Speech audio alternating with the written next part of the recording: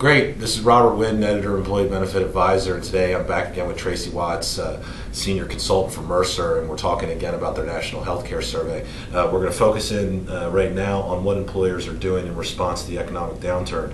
Your survey has some interesting data points on that. Why don't you just share a little bit of that with us? Yeah, we went back out to the respondents of our survey in late November to ask them if anything really had changed as a result of what was going on with the economy.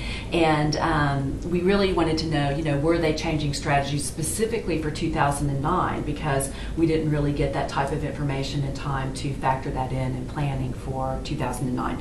And we found that employers are definitely looking for ways to implement changes that could impact their costs in a positive way, looking for ways to save money. We also found from employers that they are considering making revisions to their budgets. So, how they're reserving for their plans, perhaps how they budgeted for COBRA expenses, those types of things in light of what's going on today. And we'll just highlight for the folks, 28% said they plan to implement changes to reduce program costs. And then I think it's interesting, another 16% said develop contingency plans for reducing costs. It seems like you could almost lump those two together and you get, 44% of folks looking to reduce costs. Yeah, the interesting thing about the contingency plans is that some employers are starting to talk just a little bit about the opportunity to make changes mid-year to their benefit programs. And I have to say, in my 20 plus years of doing this is the first time I've heard employers talk about making changes, not at the beginning of a plan. What's an example? What would be a mid-year cost-cutting move that you might see employers doing? Yeah, you could actually make changes to your plan design, so you could increase your deductibles and copays and out-of-pocket maximums. You could make changes to the employee contribution strategy. You could actually go out with an announcement, we need everybody to pay 5% more for their contribution for medical coverage. Some employers, depending on their situation, may be thinking about a total new design to go out with. And that's very interesting, because what's made headlines recently on the employee benefits front relating to the economy is the changes to the 401k plans, stopping the match, cutting the match. It's kind of scary to think that, I don't know if you're anticipating that, but you're saying that might come up, that we might see that in the next couple of months. And I think you mentioned that you are going to go back out pretty soon and try to get better numbers on that. You've got what's it called, a pulse survey? Yeah, pulse survey.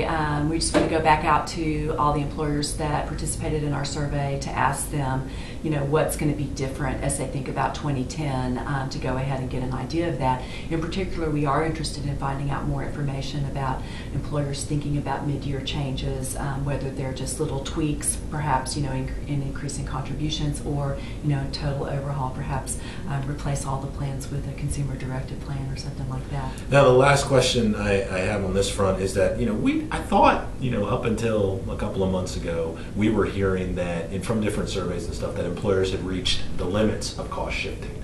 I thought that was something that had been out there in the industry. What we're seeing here is that, maybe we spoke too soon when we answered that question affirmatively before.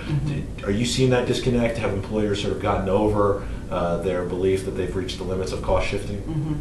The interesting thing that our survey pointed out this year was that the median deductible for a PPO reached $1,000. And so when you think about even just the design of a consumer-directed plan, with our PPO, we're approaching what a lot of the consumer-directed plans look like. So that's one thing. So there is definitely still cost shifting. I don't think that it is as dramatic. It's the tweaking that happens every year, because the renewal comes in at 10%, you need to get it down to 8% or 6%, whatever your target is.